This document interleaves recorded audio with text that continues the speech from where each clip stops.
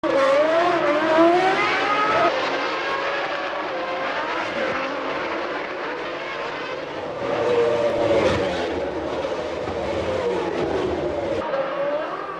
dans ce même premier tour, Coulthard est parti en tête à queue à la chicane, il a calé, et lorsque survient le peloton au deuxième tour, c'est la débandade générale, fatale entre autres à Häkkinen, l'équipier de Coulthard. Alesi et Irvine ont réussi à se faufiler. L'averse persiste, Villeneuve est de plus en plus en difficulté, ici il tire tout droit au virage de Mirabeau et perd encore des places. Et tandis que Schumacher attaque déjà le quatrième tour, Villeneuve achève péniblement le troisième en s'arrêtant à son stand pour troquer ses pneus slick contre des pneus pluie. Il est 13e. Au cinquième tour, Schumacher a déjà creusé avec sa Ferrari une avance très substantielle sur Fisichella et le reste de ses poursuivants. Ensuite, les événements se précipitent. Herbert tape dans le rail. Au même instant, Berger fait la même chose, mais il peut regagner son stand pour changer de capot. Ralf Schumacher, qui était en troisième position, part en tête à queue et cale. La piste est une vraie patinoire. Et voilà qui fait bien les affaires de Barrichello, dont la Stewart Ford se joue des difficultés. Le petit Brésilien est en deuxième position. Dans des conditions aussi délicates, la moindre faute peut se payer cher. Le leader du Grand Prix est bien placé pour le savoir. Quant aux Williams-Renault, malgré leurs pneus sculptés, elles sont en réglage pour piste sèche. La vie à bord n'est pas facile. Schumacher a pris un tour à Villeneuve qui a touché le rail. Au 17e tour, Alesi part en tête à queue au virage du Portier. Il tente de se remettre en ligne, mais son moteur cale.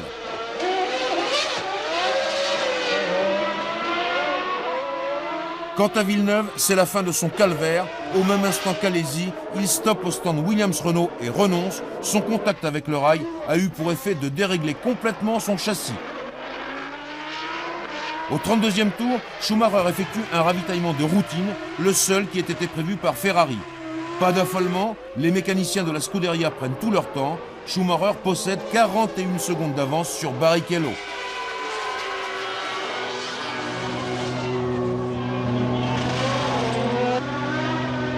Sur la piste, la tâche de Frentzen n'est pas aussi simple. Après avoir changé de pneu, Frentzen touche le rail à la chicane et il abandonne. Schumacher a tiré tout droit à Sainte-Dévote, il remet sa voiture en ligne et repart comme si de rien n'était.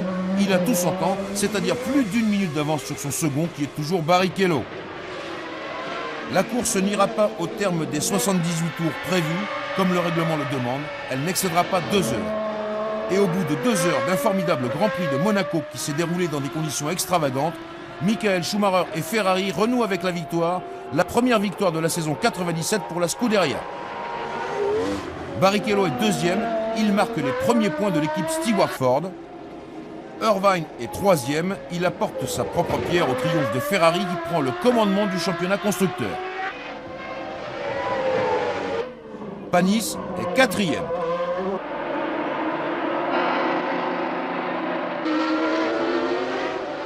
Schumacher prend l'avantage sur Villeneuve au classement du championnat du monde des pilotes.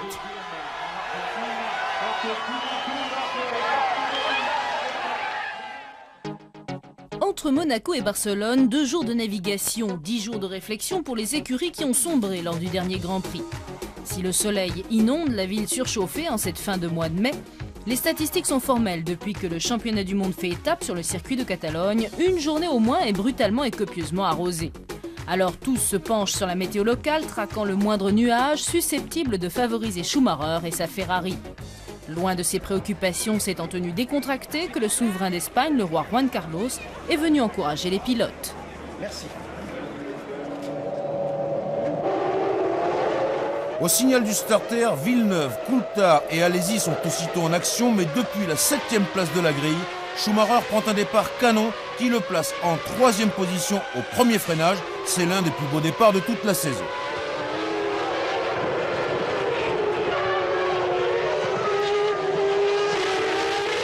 Quelques centaines de mètres plus loin, Schumacher attaque Coulthard et passe en 2e position, c'est superbe. Coulthard achève donc le premier tour en 3e position derrière Villeneuve et derrière Schumacher. Mais l'Écossais n'a pas l'intention de se laisser faire. Au deuxième tour, il attaque Schumacher et passe. Non, Schumacher conserve l'avantage in extremis. La caméra embarquée montre que c'est passé très juste. Schumacher, Coulthard, Alesi et Häkkinen, c'est l'ordre du groupe de chasse derrière Villeneuve. Coulthard va encore attaquer Schumacher, mais tout ceci profite à Villeneuve qui s'échappe en tête.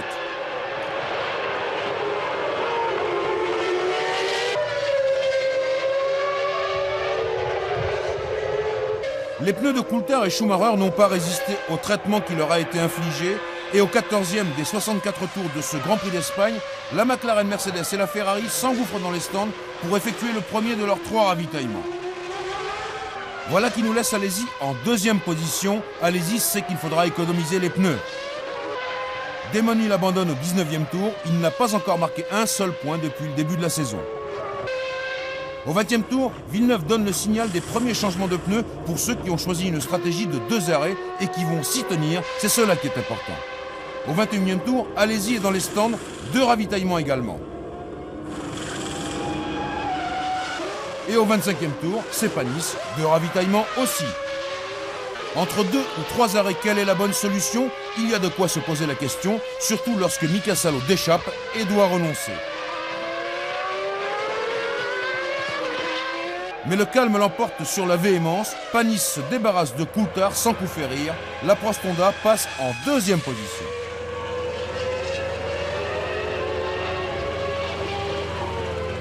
En tête, Villeneuve a suffisamment d'avance pour effectuer sans problème son deuxième changement de pneu. Schumacher est troisième car il a dû stopper une troisième fois. Villeneuve a repris la tête de la course devant Panis. Évidemment, Panis fait le forcing pour revenir sur la Williams-Renault, tout comme Alesi qui fait donner le maximum à sa Benetton-Renault pour revenir sur la Prost Honda. Mais la course est loin d'être finie, car Panis et Alesi rattrapent un groupe de retardataires, un groupe compact dans lequel Irvine met une évidente mauvaise volonté à céder sa place.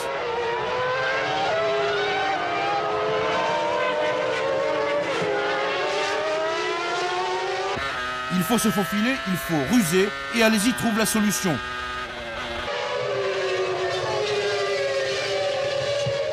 Il se plaint ostensiblement auprès du directeur de course pour faire sauter le bouchon Irvine.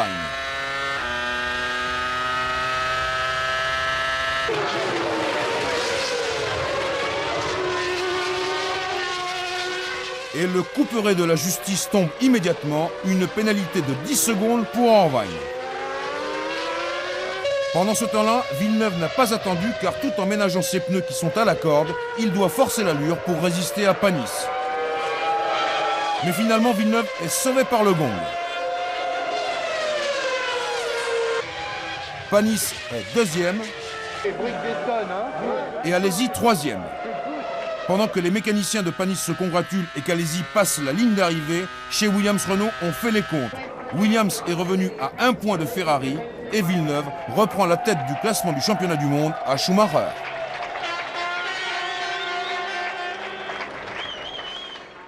Sur le circuit Gilles Villeneuve.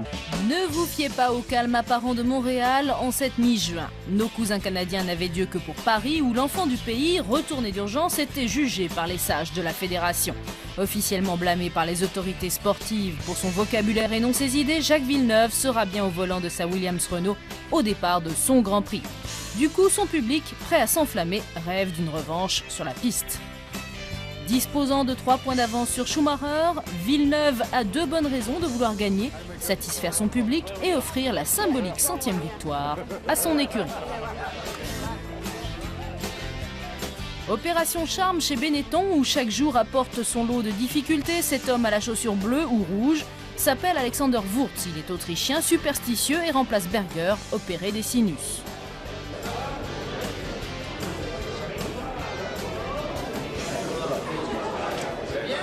Pour la 7e fois, tous s'élancent pour traquer le millième de seconde. Avec 5 pole positions pour Jacques Villeneuve et 1 pour Heinz-Harald Frentzen, jamais depuis le début de la saison, la meilleure place de la grille de départ n'a échappé à une Williams-Renault. Mais il faut se faire une raison. La montée en puissance des Ferrari est impressionnante et Michael Schumacher en pole position annonce le début d'un été à dominante rouge.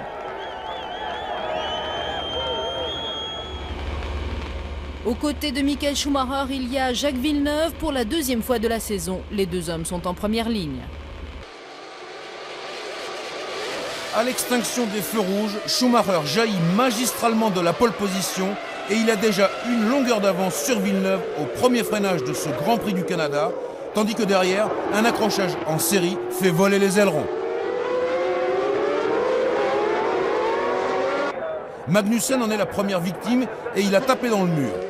Panis repasse par les stands pour changer de capot avant et Häkkinen va mettre pied à terre chez McLaren. Schumacher continue de creuser l'écart sur Villeneuve, le Canadien est en deuxième position lorsqu'à l'abord du troisième tour, il arrive trop vite à la chicane, il fait un demi-tête à queue et tire tout droit dans le mur, c'est l'abandon irrémédiable.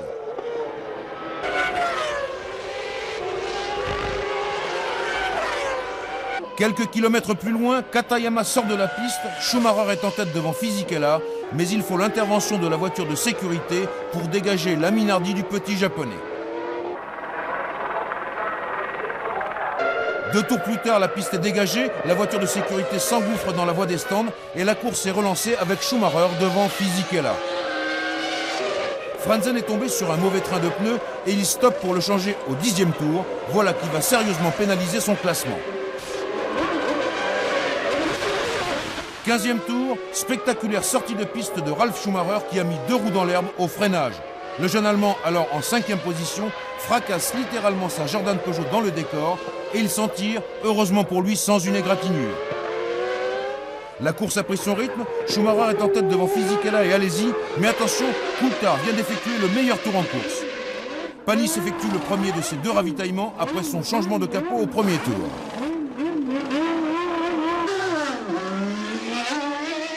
Au 25e tour, Fisichella et Alesi sont dans les stands. Ils sont au coude à coude. C'est donc un match grandeur nature qui oppose directement les mécaniciens de Benetton Renault à ceux de Jordan Peugeot. C'est Benetton qui gagne. Alesi repart devant Fisichella.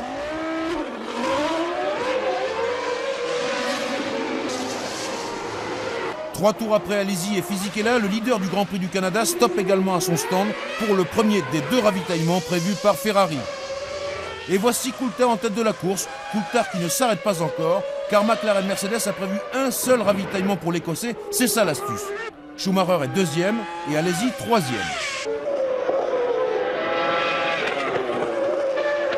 40e tour, Coulthard s'arrête enfin, il change de pneu et fait le plein d'essence pour aller jusqu'au bout du Grand Prix. En tête, l'ordre est donc inversé, Schumacher premier, Coulthard 2e, mais l'Écossais attend son heure, il sait que Schumacher doit ravitailler une 2e fois. Et c'est exactement ce qui se produit au 44e tour, Schumacher stoppe chez Ferrari, Coulthard est en tête, la stratégie a bien marché, mais pas de chance, Coulthard est tombé sur un train de pneus qui s'est effondré immédiatement, il est contraint de s'arrêter une 2e fois, et comme il a des ennuis d'embrayage, il cale, c'est fini pour lui. Car à l'autre bout du circuit, Panis a senti sa voiture se dérober, une pièce mécanique vient de casser, Panis a touché à droite, il est propulsé vers la gauche et la voiture se désintègre. Alain Prost et Cesare Fiorio n'en croient pas leurs yeux.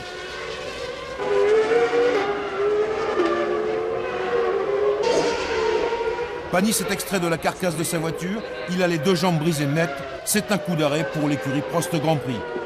Entre-temps, bien sûr, la voiture de sécurité a démarré, le temps que le service médical puisse évacuer Panis. Puis le directeur de course prend la décision d'interrompre le Grand Prix du Canada au 56e des 69 tours prévus. Schumacher vient ranger sa Ferrari derrière la ligne de chronométrage comme le veut le règlement. Alesi et Fisichella font de même. Alesi qui vient aussitôt demander à Schumacher s'il en sait un peu plus sur l'état de santé de Panis. Schumacher, Alesi, Fisichella, un podium triste et digne. Schumacher et Ferrari ont repris la tête du championnat.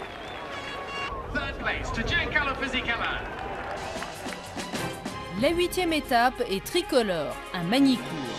Pari osé des autorités, séduite en 87 par l'idée d'implanter dans une région à vocation agricole un pôle économique, la Technopole compte une dizaine d'entreprises liées à la compétition automobile, mais va perdre son fleuron Prost Grand Prix.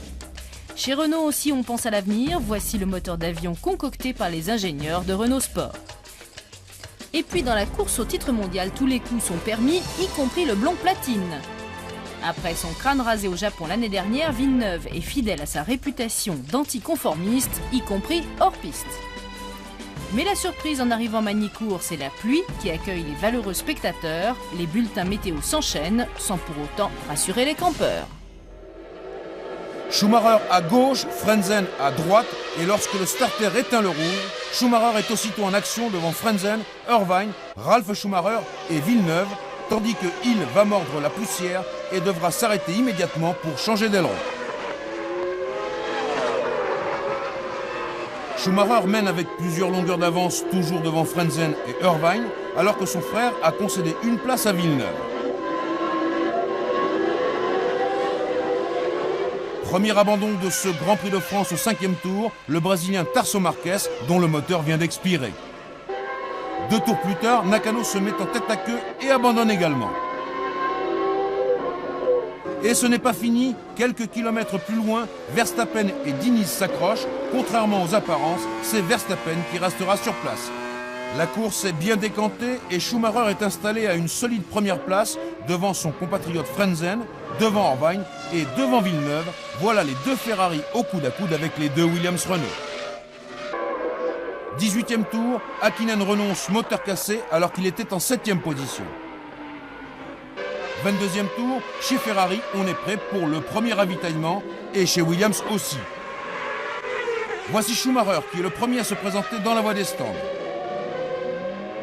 Et voici Frentzen prêt à repartir, mais attention, Irvine est déjà là qui bloque Frentzen.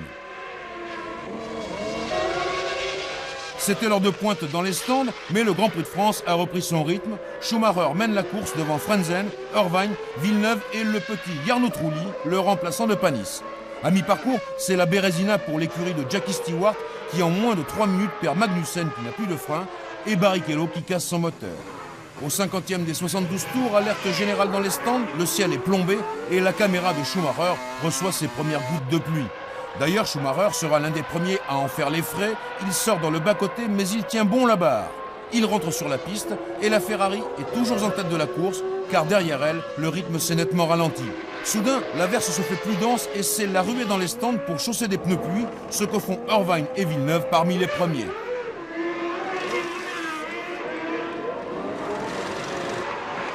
Tandis qu'à l'autre bout du circuit, c'est une valse hésitation.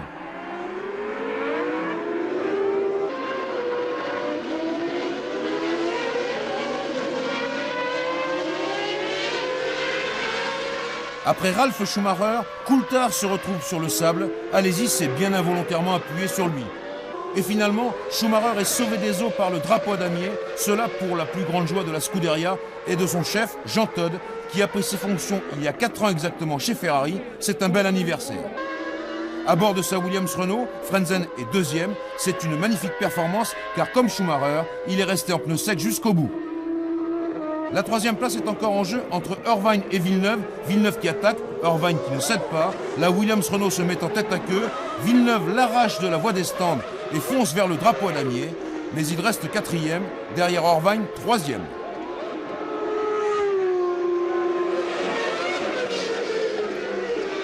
Michael Schumacher accroît très sensiblement son avance au championnat du monde sur Jacques Villeneuve. Et Ferrari en fait autant sur Williams-Renault.